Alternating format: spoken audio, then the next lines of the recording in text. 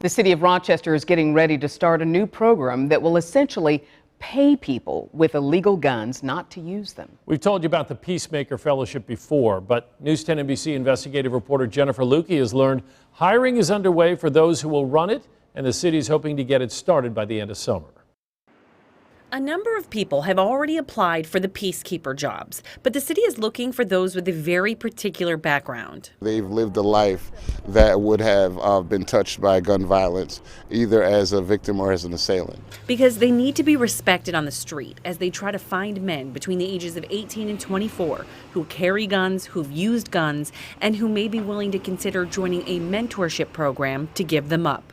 That would get the trust of an individual who's involved in violent activity, and trust is at a premium. Once the peacemakers are hired, they will then focus on recruiting men into the program itself. And they'll do that here in the 10th Ward or the Lake Avenue section of the City of Rochester.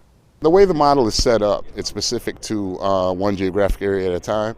And looking at the shot spotter activity and things of that nature, that's what came to that conclusion, that it would just be that one particular neighborhood at a time. And because those they are looking to reach still have to find a way to provide for themselves and their families, stipends will be offered to the mentees that'll be working with these professionals within the community. The exact amount of the stipends is still being worked out, but it's likely to be somewhere between $500 and $1,000 per month.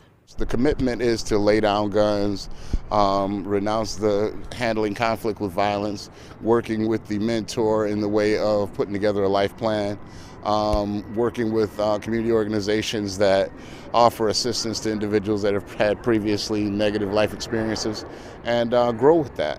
Rochester is following a model that's been piloted in a handful of other cities. The idea is to get them started. And hopefully with getting them started, they'll buy into the fact that they don't need a gun in order to live their lives.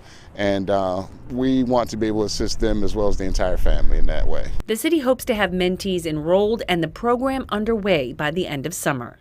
Jennifer Lukey, News 10 NBC.